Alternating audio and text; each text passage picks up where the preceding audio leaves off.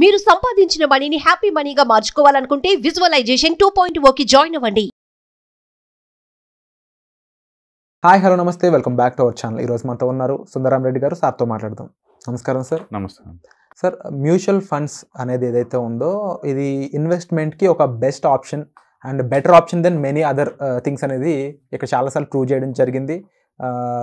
దానికి ముఖ్య కారణం ఏంటి అంటే ఈక్విటీలో రిస్క్ ఉంటుంది, ట్రెడిషనల్ అసెట్స్లో అంత మనకి రిటర్న్స్ అనేవి ఉండవు.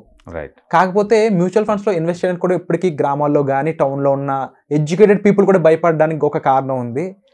దానికి గల కారణం ట్యాక్సేషన్. అంటే ఫర్ ఎగ్జాంపుల్ గోల్డే కొన్నాం, దాని ట్యాక్సేషన్ కంటే కూడా చిన్న బిల్లు పక్కన పెట్టి తీసుకోవడం, కొంతకాలం తర్వాత మనకి ఒక మంచి రిటర్న్ వస్తుంది. బ్యాంక్లో ఎఫ్డి అనేది ఈ రెండు వరకు పరిమితి ఉంటుంది. బట్ మ్యూచువల్ ఫండ్స్లో ఇన్వెస్ట్ చేస్తాను బాగానే ఉంది, ఇన్వెస్ట్ చేసాక నేను తీసుకుందాం అనుకున్నప్పుడు దాని మీద ఎంత ట్యాక్స్ కట్ చేసి నాకు ఎంత డబ్బులు వస్తాయి అనేది ఇప్పటికీ చాలా మందికి అవగాహన లేని విషయం. సో దీనిపై మీరు ఇచ్చే స్టేట్మెంట్? ఎక్కడైనా సరే గెయిన్ కనుక అయితే కనుక గెయిన్లో నుంచి ఎంతకంత ట్యాక్స్ కట్టడం అనేది మామూలు అండి. ఏ అసెట్లో అయినా సరే మీకు గెయిన్ వస్తే ఆ గెయిన్లో మాత్రం ఎంతకంత ట్యాక్స్ కట్టాల్సి ఉంటుంది. అండ్ స్టాక్ మార్కెట్ సంబంధించి అనుకోండి, బేసికల్గా స్టాక్ మార్కెట్లో ఏ ప్రొడక్ట్ అయినా సరే ఇంటర్డే ట్రేడింగ్ చేశారనుకోండి, ఒకటి బిజినెస్ ఇన్కమ్లా ట్రీట్ చేయొచ్చు దాన్ని, రెండోది స్పెక్యులేటివ్ ఇన్కమ్లా ట్రీట్ చేసుకోవచ్చు. Okay. And so maximum tax percentage individual tax bracket ఎంత ఉంటే అంత పడుతుంది, 30% పడుతుంది మ్యాక్సిమం. రెండోది డెలివరీ బేస్డ్ ట్రేడ్స్ అండి. కొని ఏదన్నా 1 year ఉంచుకున్నారనుకోండి, 1 year లోపు ఎప్పుడైనా సరే 15% దాకా ట్యాక్స్ పడుతుంది. దీన్ని short term capital gain tax అంటారు. మోర్ దెన్ 1 year ఉంచుకున్నారనుకోండి ఏదైనా ప్రొడక్ట్ స్టాక్ మార్కెట్ సంబంధించి, దాన్ని long term capital gain tax అంటారు. ఆ గెయిన్స్లో ఫస్ట్ 1 lakh ట్యాక్స్ ఎగ్జంప్షన్ ఉంటుంది, తర్వాత వచ్చే వాటికి 10% ట్యాక్స్ ఉంటుంది.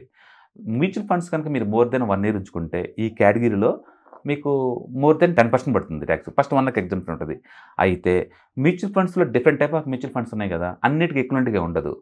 ఈక్విటీ మార్కెట్లో అంటే 65% డబ్బులు తీసుకెళ్ళి మీ మనీని కనుక ఈక్విటీలో ఇన్వెస్ట్ చేస్తే అప్పుడే వాటిని మనం ఈక్విటీ మ్యూచువల్ ఫండ్స్ అంటాం. అందుకని 65% డబ్బులు ఈక్విటీలో పెట్టిన ప్రతి దానికి కూడా long term capital gain tax 10%, short term capital gain tax అంటే 1 year లోపు అమ్మితే 15% ఉంటుంది. అంటే సింపుల్ చెప్పాలంటే మీరు కనుక ఈక్విటీ మ్యూచువల్ ఫండ్లో పెడితే 1 year లోపు అమ్మితే 15% ట్యాక్స్ కట్ అవుద్ది మీకు లాభం మీద. మోర్ దెన్ 1 year ఉంచుకుంటే 10% పడుతుంది. అయితే మ్యూచువల్ ఫండ్ అమ్మంగానే ట్యాక్స్ పడేది అంటే పడదు. ఇయర్లీ ఒకసారి ఐటీ ఫైలింగ్ అప్పుడు మీరు కట్టాల్సి ఉంటుంది. చాలామంది అనుకుంటారు కట్ అయ్యి వస్తాయేమని, కట్టే రావండి, మొత్తం వస్తే తర్వాత మనం కట్టాల్సి తర్వాత మీరు కట్టాల్సి ఉంటుంది ఇయర్ ఎండింగ్ అప్పుడు, ట్యాక్స్ ఫైలింగ్ అప్పుడు. అందుకని ట్యాక్సేషన్ గురించి శాక్ట్ అకౌంటెంట్స్ ఎక్స్పర్ట్స్ కాబట్టి వాళ్ళని అడగటం బెటర్ అనమాట మీకు ఏదైనా డౌట్స్ ఉంటే. డివిడెండ్స్ మీకు వచ్చాను ఎవ్రీ మంత్ మీరు ఐడిసిడబ్ల్యూ ఆప్షన్ తీసుకున్నారు అనుకోండి మ్యూచువల్ ఫండ్లో, అండ్ ఎవ్రీ మంత్ లేకపోతే 2 monthsకి ఒకసారి మీకు డబ్బు వస్తూ ఉంటుంది కదా, అలా డివిడెండ్ రూపంలో తీసుకుంటే ప్రతి రూపాయికి ట్యాక్స్ ఉంటుంది డివిడెండ్లో. ఓకే. ఇండివిజువల్ ట్యాక్స్ బ్రాకెట్ ఎక్కడ ఉంటే అంత. మీరు బయట ఇండివిజువల్ ట్యాక్స్లో 20%లో ఉన్నారనుకోండి, డివిడెండ్ మీద 20% ట్యాక్స్ పడుద్ది. లేదా బయట నాకు ఏం ట్యాక్స్లు కట్టలేదు, ఇక్కడ కూడా ట్యాక్స్లు ఏమి ఉండదు. అప్ టు ఎప్పటి వరకు మీ ఇన్కమ్ ట్యాక్స్ ఫైలింగ్ ఎంతైతే ఉందో అంత పరిమితి వరకు అనమాట. అందుకని డివిడెండ్ కూడా ట్యాక్సిబుల్ అనమాట, ఇది డెట్ ఫండ్ అయినా సరే. అయితే ఈక్విటీ సంబంధం లేని డెట్ ఫండ్స్లో పెట్టామనుకోండి, మీకు 36 months ఉంచుకుంటేనే లాంగ్ టర్మ్ కింద లెక్క, లేకపోతే షార్ట్ టర్మ్ కింద లెక్క. అంటే అప్పుడు ఎంత పర్సెంటేజ్ ఉంటుంది? అవి మళ్ళీ అగైన్ ఇండివిజువల్ ట్యాక్స్ బ్రాకెట్ అండి. కాకపోతే ఈ డెట్ ఫండ్లో ఏంటంటే ఇండెక్సేషన్ అని ఇంకొకటి ఉంటుంది పదం.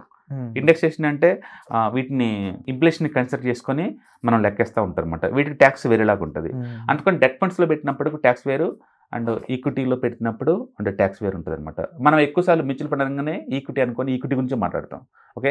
సో ఈక్విటీ సంబంధించి లెస్ దెన్ 1 year అయితే మాత్రం 15%, మోర్ దెన్ 1 year అయితే మాత్రం 1 lakh ఎగ్జంప్టెడ్, తర్వాత దానికి 10% కట్టాల్సి ఉంటుంది. ఇది డివిడెండ్ టైప్ తీసుకోవటం వేస్ట్, ఎందుకంటే డివిడెండ్స్ మీద ట్యాక్స్ ఎక్కువ ఉంటుంది డెట్ ఫండ్స్ కాబట్టి. దాని బదులు ఎస్డబ్ల్యూపీ ఆన్ చేసామనుకోండి తక్కువ ట్యాక్స్లు ఉంటాయి, డివిడెండ్ ఎక్కువ మోర్ ట్యాక్సిబుల్ అనమాట. అందుకని స్టాక్ మార్కెట్లో డివిడెండ్ ఇన్కమ్ మీద సర్వే అవుదాం అనుకున్న వాళ్ళకి ట్యాక్స్లు ఎక్కువ పే చేయాల్సి ఉంటుంది. దాని బదులు ఎస్డబ్ల్యూపీ పెట్టుకోవడం బెటర్ అనమాట. అయితే మ్యూచువల్ ఫండ్స్లోనే ఎస్డబ్ల్యూపీ ఉంటుంది, స్టాక్స్లో ఉండదు కాబట్టి మనం చేసేదేం లేదు. ఇంకో విషయం ఏంటంటే ఎస్డబ్ల్యూపీ పెట్టినప్పుడు డెఫినెట్లీ దాంట్లో నుంచి కొంత ఇన్కమ్ తగ్గుతా మనకి నెల వస్తూ ఉంటుంది కదా, అలాంటి టైంలో మనం పెట్టిన యాక్చువల్ ఇన్వెస్ట్మెంట్ ఎంతవరకు పెరిగే స్కోప్ ఉంది? ఎస్డబ్ల్యూపీ పెట్టకపోతే ఎంత పెరిగే స్కోప్ ఉందంట? యాక్చువల్గా ఎస్డబ్ల్యూపీ అనేది ఒక సెల్లింగ్ ఆప్షన్ అంతే. మీకు డబ్బులు కావాలి అనుకున్నప్పుడు ఇండివిజువల్గా ఎప్పుడు కావాలంటే అప్పుడు అమ్మేసుకోవచ్చు. లేదు నాకు రెగ్యులర్ కావాలి అనుకున్నప్పుడు, గ్యారంటీ డబ్బులు కావాలంటే అప్పుడు ఎస్డబ్ల్యూపీ ఆన్ చేస్తారనమాట అంతే. మీరు ఎస్డబ్ల్యూపీ ద్వారా ఆన్ చేసినా లేదా మీరు అప్పుడప్పుడు అమ్ముతున్నా సరే 1 year దాటిన తర్వాత అమ్ముతున్నారు అనుకోండి, ఫస్ట్ 1 lakh ఎగ్జామ్షన్ ఇచ్చాను కదా, మిగతా వాటికి ఎంత విత్డ్రాల్ చేస్తే అంత ప్రాఫిట్లో 10% కట్టాల్సిందే. ఎవ్రీ మంత్ అమ్ముతారా లేదా ఒకసారి అమ్ముతారా అది మీ ఇష్టం. అది అప్ టు 1 year వరకు లెక్కేస్తారు అనమాట. అది అంతే. సపోజ్ ఎగ్జాంపుల్ కోసం నేను సంవత్సరానికి ఒక 12 లక్షలు ఎవ్రీ మంత్ 1 lakh విత్డ్రాల్ చేస్తాను, ఎస్డబ్ల్యూపీ పెట్టాను. ఎవ్రీ మంత్ నాకు 1 lakh వస్తుంది అనుకుందాం. ఫస్ట్ 1 lakh ట్యాక్స్లు ఉండవు కదా, అంటే ఇప్పుడు 12 లక్షలు సంవత్సరం మొత్తం మీరు తీశారనుకోండి, ఫస్ట్ 1 lakh ట్యాక్స్ ఉండదు.